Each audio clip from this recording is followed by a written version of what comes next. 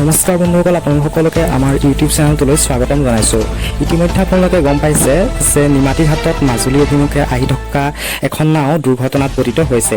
এই দুৰ্ঘটনাত কেইবাজন লোকে প্ৰাণ হেৰুৱাইছে আৰু কেইবাজন লোক বৰ্তমান সন্ধানহীন হৈ আছে। এই সম্পৰ্কে অসমৰ মুখ্যমন্ত্ৰী আৰু লগতে চন্দ্ৰমোহন পাটোৱাৰী আৰু লগতে কেন্দ্ৰীয় মন্ত্ৰীয়ে কি কৰিছে আমি চাই লওঁ। আপোনালোকে দেখিবলৈ পাইছে নিমাতীঘাটত সংঘটিত দুৰ্ঘটনাক লৈ তদন্তৰ ঘোষণা কৰিছে মন্ত্ৰী চন্দ্ৰমোহন পাটোৱাৰী। নিমাতীঘাটত সংঘটিত নাও দুৰ্ঘটনাক লৈ তদন্তৰ ঘোষণা পৰিবহণ মন্ত্ৰী চন্দ্ৰমোহন পাটোৱাৰীয়ে কৰিছে এই ঘোষণা। মা কমলা আৰু টিপৰাই নামৰ দুখন ফেৰীৰ মাজত সংঘটিত এই দুৰ্ঘটনা। এই ফেৰী দুখনত আছিল প্ৰায় 150 যাত্ৰী আৰু 40খনকৈ বাহন। বৰ্তমানলৈ 40জন যাত্ৰীক উদ্ধাৰ কৰা হৈছে আৰু অব্যাহত আছে SDRF আৰু NDRFৰ উদ্ধাৰ অভিযান। আনহাতে এই দুৰ্ঘটনাক লৈ মন্ত্ৰী সৰ্বানন্দ সোণোৱালে যথেষ্ট উদ্বেগ প্ৰকাশ কৰিছে আৰু সকলো ধৰণৰ সহযোগিতাৰ আশ্বাস প্ৰদান কৰিছে।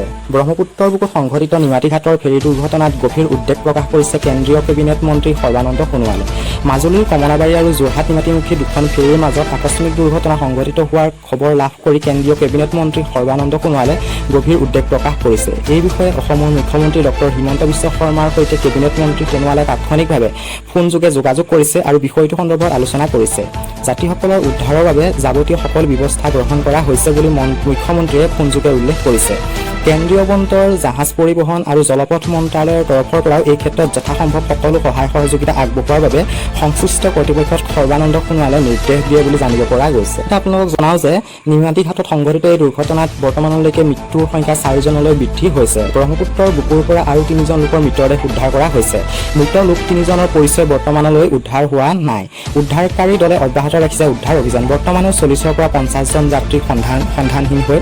আনহাতে মাজুলীৰ নিমাতীঘাটত সংঘটিত এই দুৰ্ঘটনাটোক লৈ কেন্দ্ৰীয় গৃহমন্ত্ৰীয়ে কি কৈছে আমি চাওঁ আহক। মাজুলীৰ নিমাতীঘাটৰ নাও দুৰ্ঘটনাক লৈ প্ৰতিক্ৰিয়া ব্যক্ত কৰিছে কেন্দ্ৰীয় গৃহমন্ত্ৰী অমিত শ্বাহে। তেওঁ ছ'চিয়েল মিডিয়াত এই দুৰ্ঘটনাক লৈ শোক প্ৰকাশ কৰাৰ লগতে কেন্দ্ৰই এই সন্দৰ্ভত সম্পূৰ্ণ সমৰ্থন সহায় আগবঢ়াব বুলি কয়। টুইটাৰত কেন্দ্ৰীয় গৃহমন্ত্ৰীগৰাকীয়ে লিখিছে, অসমৰ নাও দুৰ্ঘটনাৰ খবৰটো পাই অতি দুখ পালোঁ। মই মুখ্যমন্ত্ৰী হিমন্ত বিশ্ব শৰ্মাৰ সৈতে কথা পাতিছোঁ। স্থানীয় প্ৰশাসন আৰু ৰাজ্য চৰকাৰে যাত্ৰীসকলক উদ্ধাৰ কৰিবলৈ সকলো চেষ্টা অব্যাহত ৰাখিছে আৰু ব্যৱস্থা কৰিছে। আমিও পৰিস্থিতিৰ ওপৰত দৃষ্টি ৰাখিছোঁ। কেন্দ্ৰীয় চৰকাৰে সকলো ধৰণৰ সহায় সহযোগিতা কৰিবলৈ সাজু। গতিকে আপোনালোকে গম পালে ৰাজ্য চৰকাৰ আৰু কেন্দ্ৰীয় চৰকাৰে বৰ্তমানলৈকে যাৱতীয় ব্যৱস্থা গ্ৰহণ কৰিছে। কিন্তু মাজুলীৰ সুৰক্ষা সম্পৰ্কে কি ব্যৱস্থা গ্ৰহণ কৰে সেয়াহে পিছৰ পৰ্যায়ত চাবলগীয়া হ'ব। গতিকে যদি ভিডিঅ'টি চাই ভাল পালে তেন্তে লাইক কৰিব আৰু যদি আমাৰ চেনেললৈ নতুনকৈ চাই ছাবস্ক্ৰাইব কৰি দিব। ধন্যবাদ।